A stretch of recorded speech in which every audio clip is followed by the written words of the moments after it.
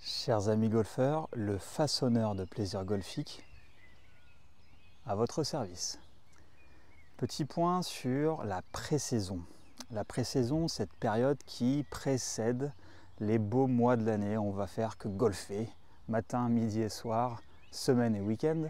Alors pour nous, comme des mortels, golfeurs amateurs, la pré-saison, c'est ce qui se situe entre mars et avril. On sort de l'hiver, on remet la machine en route, on vient dérouiller un peu la machine, le corps, et on se remet un petit peu à sortir, à golfer, à marcher. On refait un petit peu d'activité physique, donc on se remet tranquillement dans le bain et on va essayer pendant cette pré-saison golfique de se poser les bonnes questions. Premièrement, on peut faire un point sur sa saison passée. Qu'est-ce que j'ai réussi à faire? Qu'est-ce que je n'ai pas réussi à faire? Quels étaient mes objectifs? Étaient-ils trop élevés? Ou alors j'ai mal travaillé? Qu'est-ce qui s'est passé la saison dernière? Et quels vont être mes objectifs pour cette année? Personnellement, je n'ai aucun objectif en termes d'index. L'index, vous savez, c'est comme la bourse. Ça monte et ça descend. Ça met des années à monter et ça peut descendre très vite. L'index de golf, lui, c'est l'inverse. Il met des années à descendre et il peut très vite remonter. Pour ma part, aucun objectif d'index.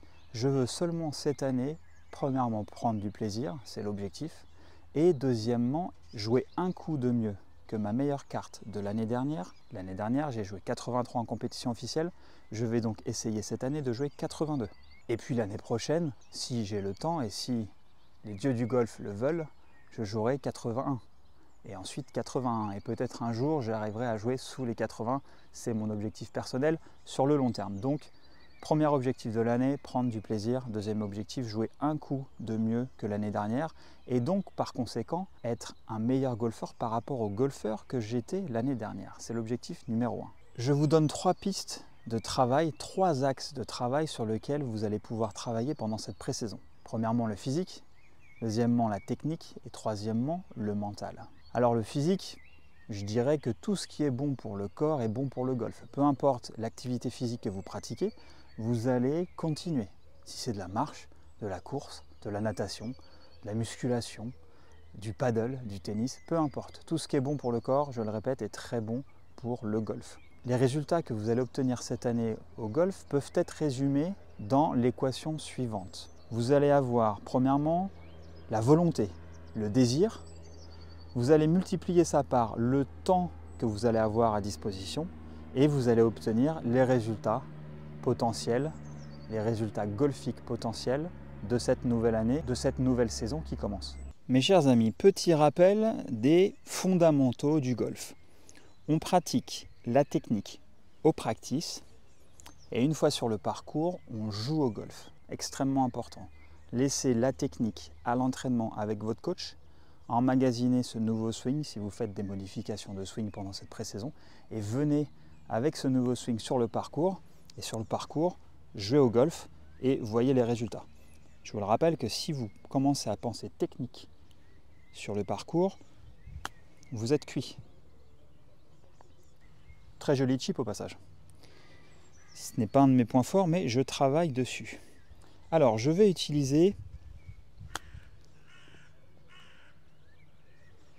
donc utiliser ma propre carte de score, ma dernière carte de score que j'ai réalisée il y a quelques jours. Petite réflexion très rapide, regardez-moi. Je suis en train de me filmer, de raconter plein de bêtises et le monde entier s'en moque.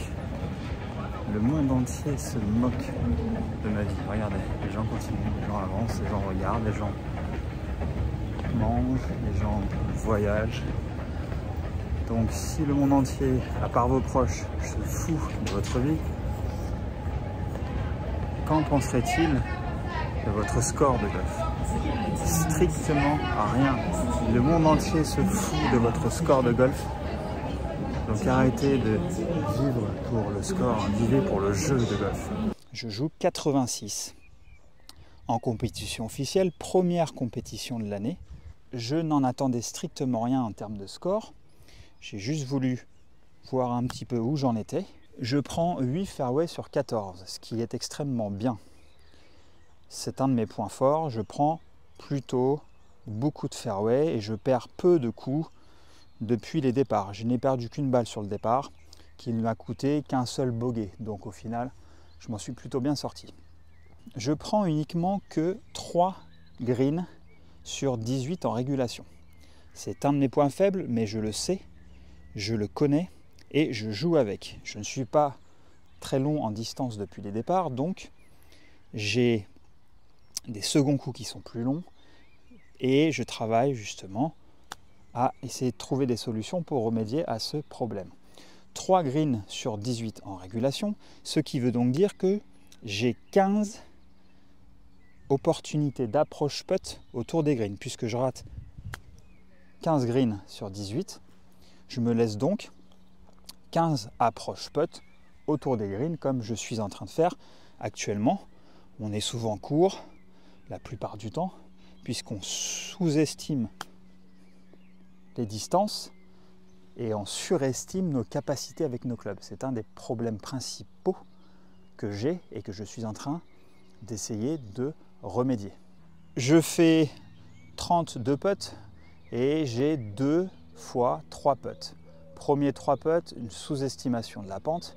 Deuxième 3 putts, je me suis créé le 3 putts mentalement et on y reviendra dans la troisième partie. Puisqu'on n'a pas beaucoup de temps, on est des golfeurs amateurs, on n'a pas forcément 7 ou 8 heures par jour à donner au golf, on peut donc essayer d'appliquer la loi de Pareto. Vous la connaissez, la règle des 80-20. 80% des résultats sont faits par 20% des actions. Si vous êtes un commercial, 80% du chiffre d'affaires va être réalisé par 20% des clients. Donc, en m'intéressant à ma dernière carte de score, je n'ai réalisé sur ces 15 approches putt, je n'ai réussi que 5 approches putt, donc à faire une approche et un putt.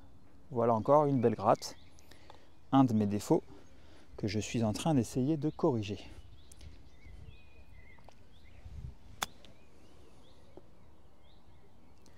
Sur ces 15 approches putt, je n'en rentre que 5. Et donc il y en a 10 où je fais une approche et 2 putts, ou voire une approche et plus. Donc gros travail pour moi sur ces approches putt. Et vous pouvez faire exactement la même chose. Vous pouvez prendre votre dernière carte de score, ou quelques dernières cartes de score, et faire le calcul. Quelles sont mes forces sur lesquelles je vais essayer d'embellir et de travailler encore plus pour qu'elles deviennent vraiment extrêmement bonnes, qu'elles deviennent vraiment des armes de destruction massive, et quelles sont mes faiblesses, quelles sont les faiblesses, mes faiblesses sur lesquelles je dois travailler pour progresser et faire que, premièrement, je vais prendre plus de plaisir et par conséquent, deuxièmement, mon score va descendre comme une météorite atterrirait sur Terre. Quelques-unes de mes erreurs n'ont pas été causées par la technique ou par une mauvaise lecture des pentes ou autre, mais par ça, le mental. Je me suis créé moi-même des mauvaises conditions qui ont fait que je n'ai pas bien scoré.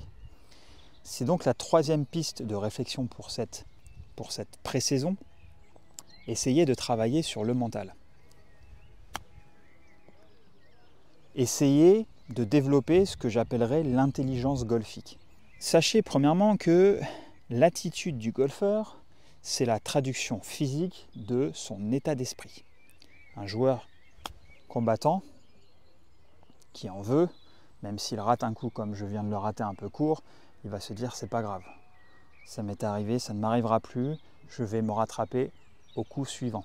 Et puis les golfeurs qui n'ont pas une attitude extrêmement bonne, ils baissent vite les bras, ils s'énervent vite, ils font des grattes, et ça continue, et ainsi de suite. J'ai partagé la partie avec un gentleman très sympa qui, malheureusement, dès le premier trou, a fait des sockets avec son 56 autour des greens, et il a typiquement commis la même erreur tout le long de la compétition sur 18 trous. Et il nous a posé la question, au joueur avec qui il partageait la partie, il nous a posé la question, il nous a dit qu'est-ce que je peux faire ? Moi, je lui ai dit simplement, laisse ton sandwich dans ton sac, sors un putter, sors un pitch autour des greens, ou alors, lorsque tu es sur les fairways, tu te positionnes pour être un maximum sûr d'arriver sur les greens et ne pas avoir à reproduire un coup qui ne fonctionne pas. C'est donc ce que j'appelle l'intelligence golfique. On va essayer de travailler, on va essayer de développer cette intelligence golfique et je vais vous proposer un développement en 2 axes. L'attitude est donc une constance qui traduit l'état d'esprit du golfeur et le swing et la traduction physique de l'intention particulière pour un coup de golf. On voit bien les joueurs qui s'entraînent au practice et qui veulent taper le plus fort possible ont des swings saccadés et n'ont pas du tout l'objectif d'aller vers une cible. Le premier axe de ce développement va être de développer ce qu'on appelle la routine. Alors la routine, je pense que la traduction en français, je disais que la traduction en français de la routine est plutôt mal traduit. En anglais, the pre-shot routine. Vous avez également the dancing routine, qui pour les danseurs correspond à la chorégraphie. Et pour les golfeurs, j'appellerais plutôt ça des rituels, un rituel. Je vous invite à regarder une compétition du DP World Tour ou du PGA Tour et de regarder en direct, de suivre une partie en particulier, de vous intéresser à un joueur en particulier et de regarder sa routine. Elle reste identique à chaque fois, que ce soit sur les départs, sur les fairways, dans les bunkers ou sur les greens. Au départ, David Ravetto.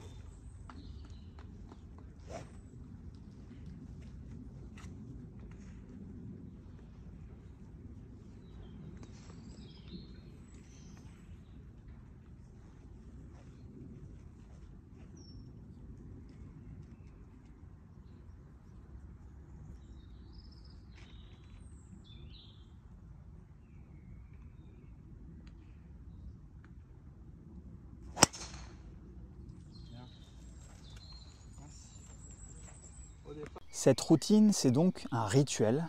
Et un rituel est un enchaînement d'habitudes. C'est un enchaînement de petites habitudes qui font que ça devient un rituel. Chaque golfeur va avoir ses habitudes avant de taper un coup de golf. Et l'objectif, donc, ce premier axe va être de développer sa routine, sa propre routine personnelle. L'objectif de la routine est très simple. Créer 100% de confiance en soi. On fait tous les petits réglages techniques et mentaux pour n'avoir aucun, mais alors aucun doute.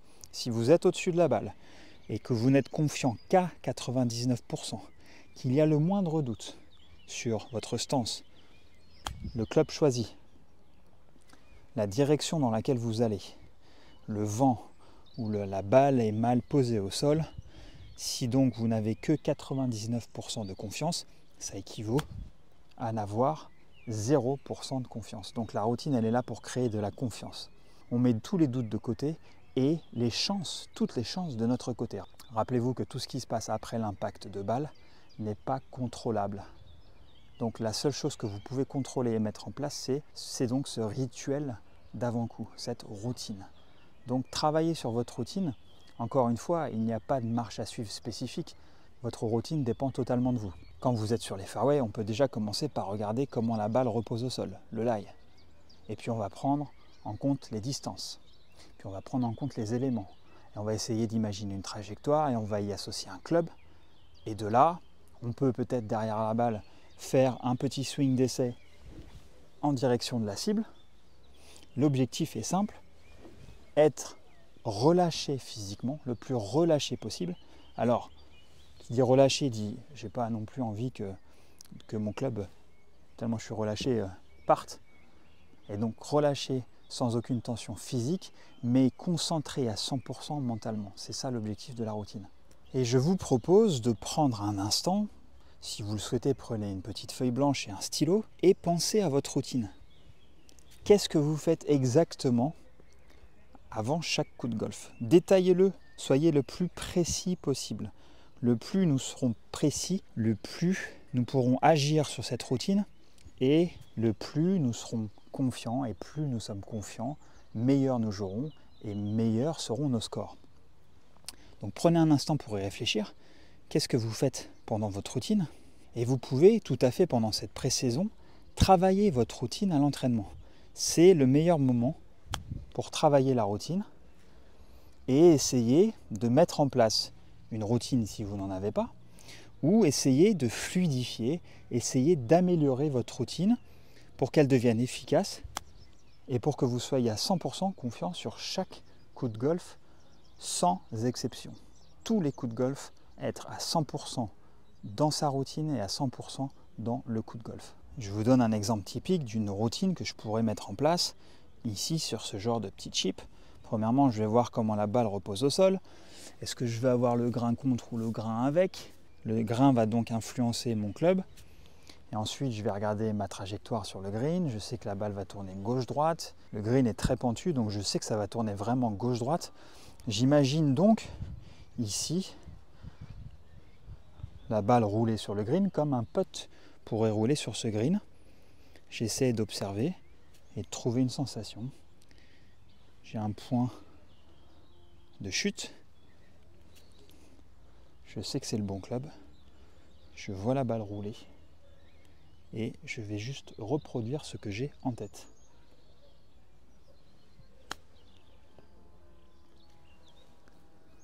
C'est très bien exécuté.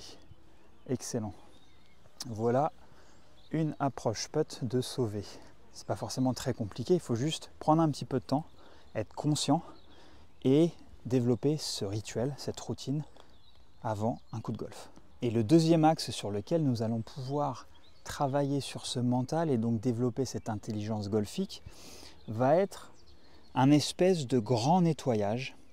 On va faire un peu un ménage de printemps dans son esprit et dans sa mémoire. Je disais un petit peu plus tôt que je m'étais créé les conditions pour faire des 3 putts sur ma dernière compétition. Je mets un super drive, j'ai un deuxième coup qui est plutôt simple, je mets la balle sur le green, entrée de green, drape au fond de green en montée. À peine je pose les pieds sur le green que je me dis, ouh là là, je suis loin, ça sent le 3 putts. Qu'est-ce que je fais? 3 putts. Je me suis donc créé moi-même les conditions de l'échec. Et ce deuxième axe, donc, est un nettoyage de notre mémoire interne. On va nettoyer notre disque dur golfique et je vous propose la chose suivante. Vous allez, pour chacun des clubs qui sont dans votre sac, vous allez vous remémorer un super coup de golf avec chacun de vos clubs. C'est très important. Tous les clubs qui composent votre sac et que vous jouez la plupart du temps, vous allez un par un réfléchir et vous allez prendre votre putter et vous dire quand est-ce que j'ai rentré pour la dernière fois une ficelle. Rappelez-vous de la sensation. La balle part exactement comme il faut, elle tourne, elle vient mourir dans le trou. Sublime. C'est une sensation exceptionnelle. Rappelez-vous d'un super coup de sandwich autour d'un green, une super sortie de bunker, un coup de pitch, un coup de fair set, bijou, madre mia, bijou, plein milieu de green.